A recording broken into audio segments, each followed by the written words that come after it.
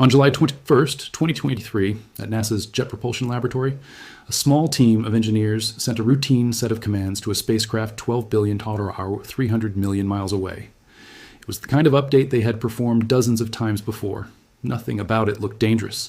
Nothing about it looked historic. And then, within moments, the most distant working piece of human technology in the history of our species went completely silent. No warning, no error message, no slow degradation anyone could have caught in advance. One command, sent across a distance so vast that light itself needs more than 18 hours just to make the one-way trip. And Voyager 2 simply stopped talking to us.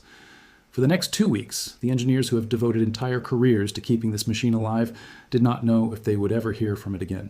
This is the story of what actually happened during those 2 weeks, why a 2-degree error nearly ended a 46-year-old mission that changed our understanding of the solar system forever, and what NASA discovered the moment contact was finally restored. A moment that quietly reshaped how this entire mission is being run today. In 2026, right now, as 2 aging spacecraft fight to survive on a shrinking supply of power at the very edge of everything we have ever explored. To understand why this moment mattered so much, you have to understand what Voyager 2 actually is, and where it actually was when it went dark. This is not a satellite in orbit around Earth. This is not a probe circling Mars.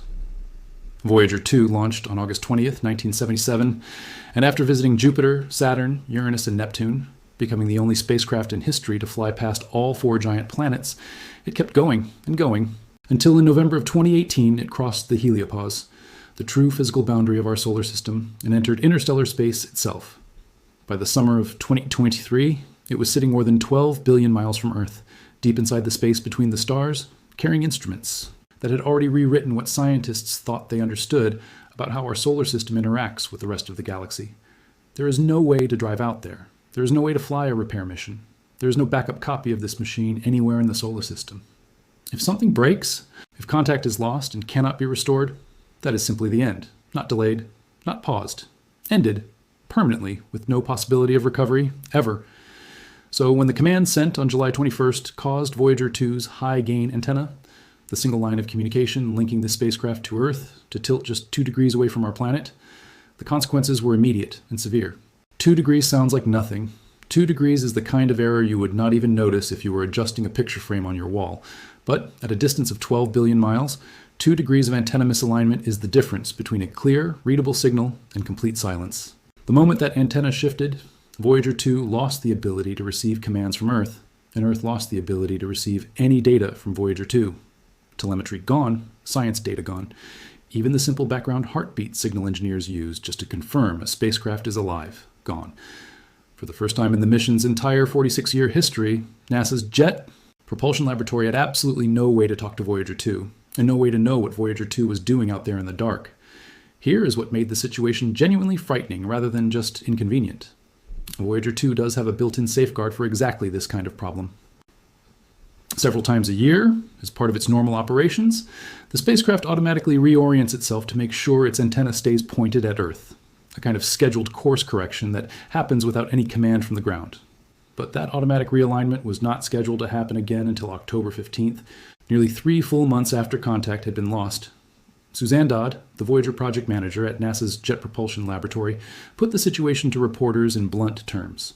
She said that was a long time to wait, and that the team would keep trying to send commands in the meantime, rather than simply sit and hope the spacecraft's own internal safeguard would eventually fix things on its own in October. 3 months of silence for a 46-year-old machine running on a decaying power supply that was already being carefully rationed was not a gap anyone at JPL was comfortable simply waiting out. For the first several days after the loss of signal, there was nothing. Engineers pointed the massive dish antennas of NASA's Deep Space Network at the exact patch of sky where Voyager 2 should have been, and heard only silence. No carrier wave, no heartbeat, nothing distinguishable from background noise. The spacecraft was still moving, still following its expected trajectory through interstellar space at roughly 34,000 miles an hour. But for all the team on the ground could confirm, it might as well have already gone dark for good.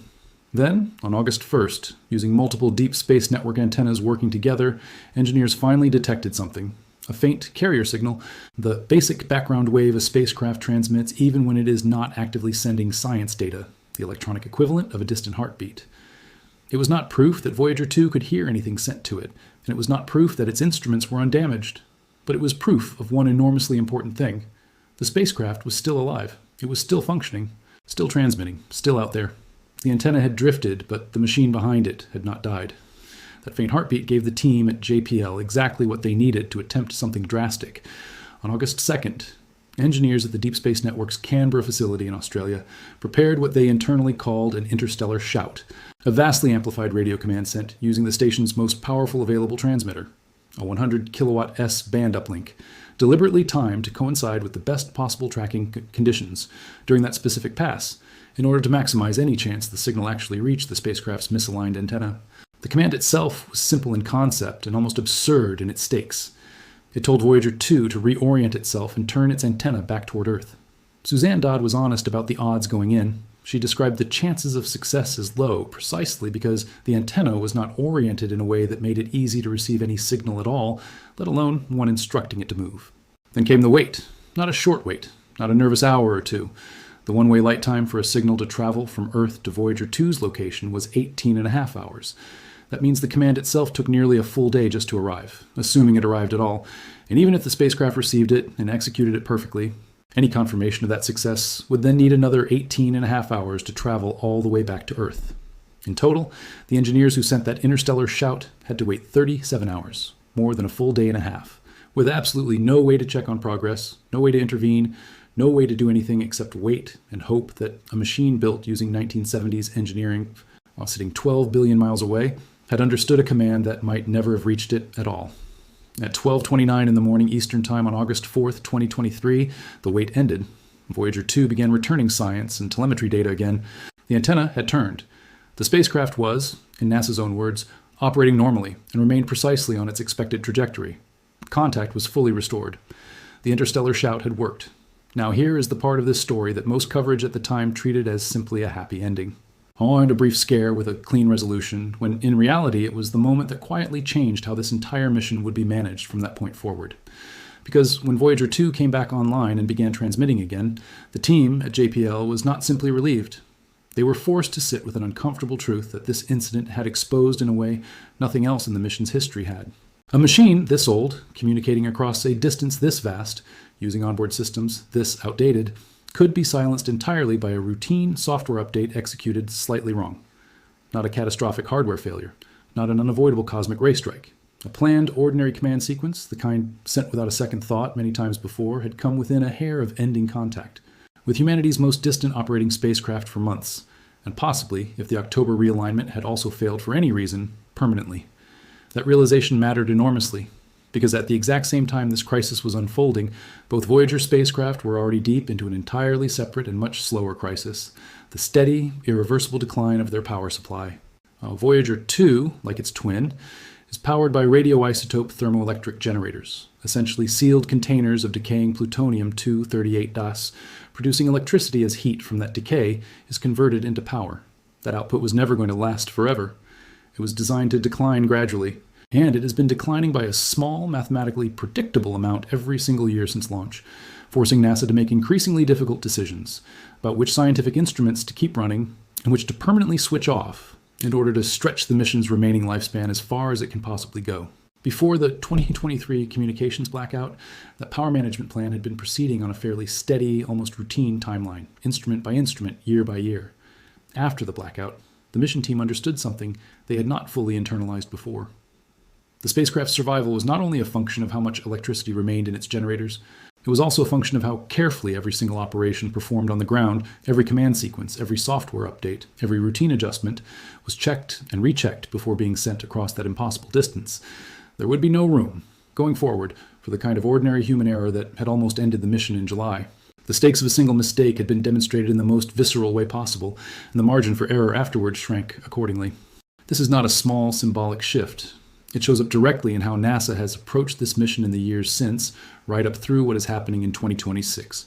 The same caution, the same willingness to accept extraordinarily long waits rather than rush a risky operation, the same instinct to test procedures as thoroughly as possible before committing to them, all of it traces directly back to those 2 weeks of silence in the summer of 2023. Consider the power-saving procedure NASA has been testing on Voyager 2 this year, the one engineers have nicknamed the Big Bang, an all-at-once reconfiguration of the spacecraft's remaining power systems designed to squeeze additional operating years out of its dwindling supply. That kind of procedure carries real risk because any transition between power configurations passes through unstable intermediate states that could trigger the spacecraft's own automated fault protection systems and cause instruments to shut down unexpectedly. The lesson of 2023 sits underneath every decision about how carefully to test and sequence that kind of high-stakes operation. Nobody at JPL wants to relearn in real time, with no second chance, what a small miscalculation across a communication delay of more than 16 hours can actually cost. There is also something quietly remarkable about what this entire episode revealed about Voyager 2's own resilience. This is a machine designed in the 1970s, built with instruments and processors that predate the personal computer, expected at launch to function reliably for perhaps 4 or 5 years. It has now been operating continuously for nearly 50. When its antenna was knocked 2 degrees off target, when it lost all contact with the only civilization capable of communicating with it, the spacecraft did not shut down, did not corrupt its own systems, did not drift into some unrecoverable failure state. It simply kept doing exactly what it had been built to do, following its intended trajectory, continuing to operate, waiting, in effect, for either its own scheduled realignment in October or an unexpected signal from 12 billion miles away telling it to look back home. When that signal finally came, the spacecraft understood it and executed it correctly on the very first attempt, despite receiving it under conditions engineers themselves considered unlikely to succeed. That is the part of this story that deserves more attention than it got in 2023, and that matters enormously for understanding where this mission stands today. Voyager 2's survival through that blackout was not luck alone. It was the product of an engineering philosophy from an era that built enormous margins of resilience into its hardware, combined with a ground team in 2023 that refused to simply wait passively for 3 months and instead took a calculated, honestly quite risky gamble on an interstellar shout that had a real chance of failing completely. Both of those things had to work together. The old machine's stubborn resilience and the current team's willingness to act decisively under genuine uncertainty, with no way to check their work for nearly 2 full days at a time. So here is where that leaves us now, in the middle of 2026. Voyager 2 is still transmitting. Its plasma science instrument, the same instrument that gave scientists their first ever direct measurement of interstellar plasma back in 2018, one of the most significant findings in the mission's history, is still operational today, still contributing to our understanding of the boundary between our solar system and the galaxy beyond it. But the power keeps declining, 4 watts every year, the same slow mathematical certainty that has shaped every decision this mission has made for nearly 5 decades. And the caution born out of that terrifying 2-week silence in 2023 now shapes exactly how NASA approaches every remaining high-risk decision left to make, including the power reconfiguration procedures currently being tested that will determine how many more years either spacecraft has left before the last signal finally goes quiet for good. What NASA found when Voyager 2 finally answered that interstellar shout was not some new scientific data point, not a discovery about distant plasma or magnetic fields. What they found was something more fundamental, and in some ways more valuable. Proof that this incredible aging machine still had the resilience to survive a genuine crisis, and a hard, permanent reminder of exactly how thin the margin has become between a routine Tuesday at Mission Control and the sudden, silent, unrecoverable end of humanity's longest-running conversation with the space between the stars. The signal is still coming across 12 billion miles, through an 18-and-a-half-hour journey each way, carrying data from a machine that should have died decades ago and somehow refuses to stop. If you want to understand what happens next, as the power keeps shrinking and the tests continue this year, subscribe and turn on notifications, because the next chapter of this story is already being written right now, and you will want to already understand it when it arrives.